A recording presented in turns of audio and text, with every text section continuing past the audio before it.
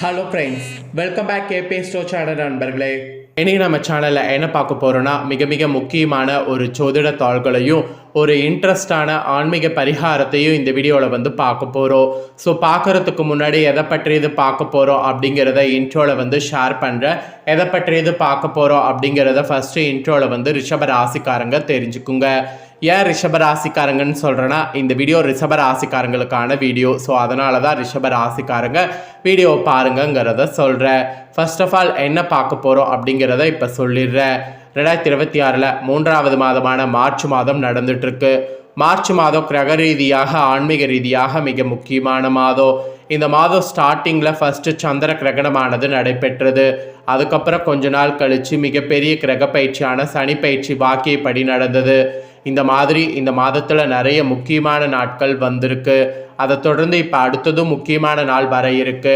So மார்ச்சுடைய 18 அமாவாசை, பங்குனி மாதத்தில் வரக்கூடிய அமாவாசை. இந்த அமாவாசை ஒரு பாசிட்டிவான அமாவாசை. இந்த அமாவாசை வர்றதுனால நேரமானது ஒவ்வொரு ராசிக்காரங்களுக்கும் நெருங்கிட்டே வருது. அந்த நேரம் அதிர்ஷ்ட நேரமாகவும் இருக்கலாம், ஆபத்து நேரமாகவும் இருக்கலாம்.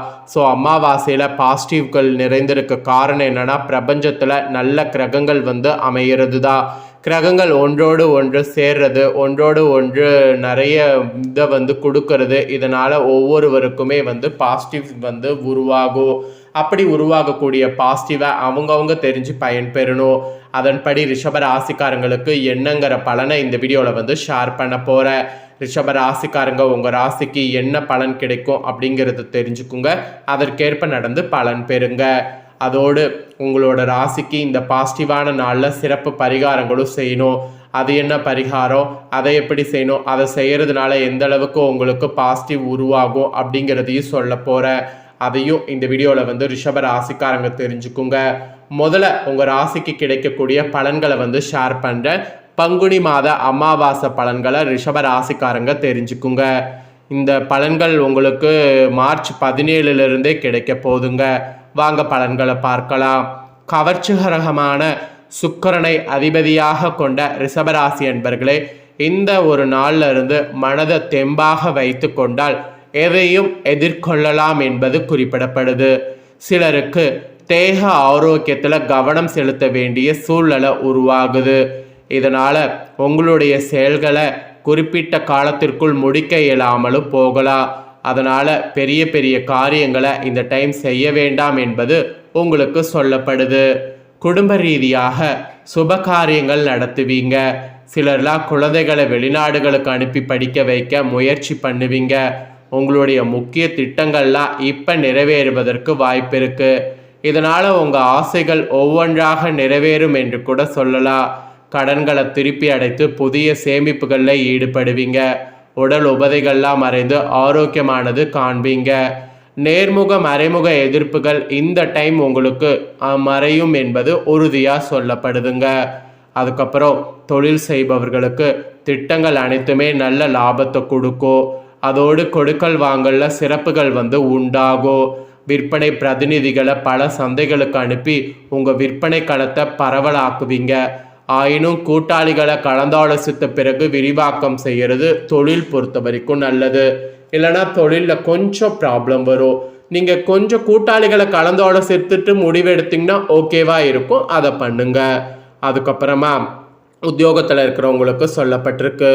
உத்தியோகத்தில் இருக்கிறவங்கள பொறுத்த வரைக்கும் கோரிக்கைகளை மேல் அதிகாரிகள் உடனுக்குடனே பரிசீலிப்பாங்க. அலுவலகத்தில் அனுகூலமான சூழலை காண்பீங்க. சக ஊழியர்கள் வகையில் நட்பு பாராட்டுவது உங்களுக்கு அமையும். இடையூறுகளை ஒரு பொருட்டாகவே பார்த்தீங்கன்னு வச்சுக்கோங்களேன், கருதக்கூடாது. பணவரவில் சிறு தடைகள் ஏற்பட்டாலும் உழைப்புக்கேற்ற ஊதியத்தை பெறுவதில் எந்த குறையும் ஏற்படாது. விரும்பிய இடமாற்றங்களை பெறுவீங்க. உங்கள் வேலை திறன் பளிச்சிடும் என்று சொன்னால் அது மிகையாகாத உண்மை. அப்புறம் அரசியல் துறையில் இருக்கிறவங்க உங்களை பொறுத்தவரை தொண்டர்களுடைய ஆதரவோடு செயற்காரிய செயல்களை செய்வீங்க. எதிரிகளால் கஷ்டங்கள் உண்டாகாது என்றாலும் அவர்கள் மீது ஒரு கண் வைத்திருக்கிறது நல்லது. கட்சி தலைமையிடம் நல்ல பெயரை காப்பாற்றி கொள்ள அது மாதிரி பண்ணுங்க. சச்சரவுகளில் சம்மந்தப்பட்டு மாட்டிக்கொள்ள வேண்டாம். சச்சரவுகளில் தயவு செய்து எதுவும் இது பண்ணாதீங்க. அப்புறம் கலைத்துறையில் இருக்கிறவங்களுக்கு சொல்லப்பட்டிருக்கு. கலைத்துறையில் இருக்கிறவங்களுக்கு கடினமாக உழைத்தால்தான் உங்களுடைய துறையில் வெற்றி வாகை சூடுவீங்க. மற்றபடி உங்கள் வேலைகளை குறிப்பிட்ட காலத்திற்குள் முடித்து விடுவீங்க. அதோடு உங்கள் திறமைகளை மக்கள் ஏற்றுக்கொள்வார்கள். அதே சமயம் உங்களுடைய வெளிவட்டார பழக்க வழக்கங்களில் மிகவும் கவனத்தோடு இருக்க வேண்டும்.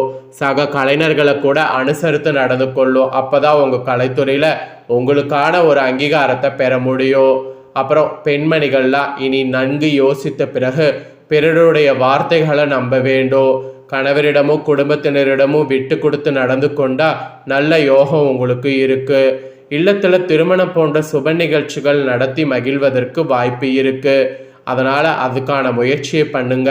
அப்புறம் மாணவ மாணவிகள் கடினமாக உழைத்து படிப்பதன் மூலம் நல்ல மதிப்பெண்களை பெற முடியும். சிலருக்கெல்லாம் வெளியூர் சென்று கல்வி பயிலக்கூடிய வாய்ப்பு கூட கிடைக்கும். மனக்குழப்பங்கள்ல இருந்து விடுபடுவீங்க. தீய நண்பர்களோடு நட்பை துண்டிக்கணும். உள்ளரங்கு விளையாட்டுகளில் ஈடுபட்டிங்கன்னா சாதனை உங்களுக்கு புரிய முடியும். அதனால் உள்ளரங்கு விளையாட்டுகளில் ஈடுபடுங்க. ஸோ இதெல்லாம் தாங்க உங்கள் ராசிக்கு கிடைக்கக்கூடிய பலன்கள்.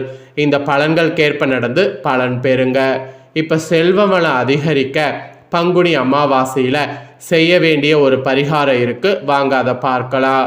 பொதுவாக அமாவாசை பௌர்ணமி போன்ற தினங்கள் மிகவும் விசேஷமான தினங்களாக கருதப்படுது. இந்த தினங்களில் நாம் செய்யக்கூடிய எந்த ஒரு வழிபாடாக இருந்தாலும் பரிகாரமாக இருந்தாலும் அதற்கு அதிக அளவில் பலன் கிடைக்கிறது என்று கூறப்படுது. அப்படிப்பட்ட பிரபஞ்சத்தின் பேராற்றல் நிறைந்த இந்த நாட்களில் பல விஷயங்களுக்காக பலவிதமான பரிகாரங்களை செய்தால் அதில் மிகவும் குறிப்பிடத்தக்க ஒரு பரிகாரமாக சொல்லப்படுவது செல்வ வளம் அதிகரிப்பதற்கு செய்யக்கூடிய பரிகாரம். அதன் அடிப்படையில் இந்த வீடியோவில் அந்த பரிகாரம் உங்களுக்கு செல்வ வளம் அதிகரிப்பதற்கு சொல்ல போகிறேன். செல்வ வளம் அதிகரிப்பதற்கு என்ன பொருட்களை ஒன்றாக சேர்ந்து வைக்க வேண்டுங்கிற ஒரு ரகசியத்தை தான் இந்த வீடியோவில் உங்களுக்கு சொல்ல போகிறேன். செல்வ வளம் பெருக வேண்டும் என்றால் அதற்கு கண்டிப்பான முறையில் மகாலட்சுமி தாயார் அருள் என்பது வேண்டும். மகாலட்சுமி தாயார் என்பவர் சந்திர பகவான் சகோதரியாக கருதப்படுகிறார். ஸோ சந்திர பகவானுக்குரிய நாட்களில் நம்ம மகாலட்சுமி தாயாரை வழிபாடு செய்ய வேண்டும் என்று கூறப்படுது. அதனால தான் பல ஆலயங்களில் அமாவாசை பௌர்ணமி போன்ற தினங்களில் மகாலட்சுமி சிறப்பு வழிபாடு செய்யப்படுது. ஸோ பங்குனியில் வரக்கூடிய அமாவாசை தினத்தில் மகாலட்சுமி பூஜை செய்வது சிறப்பு.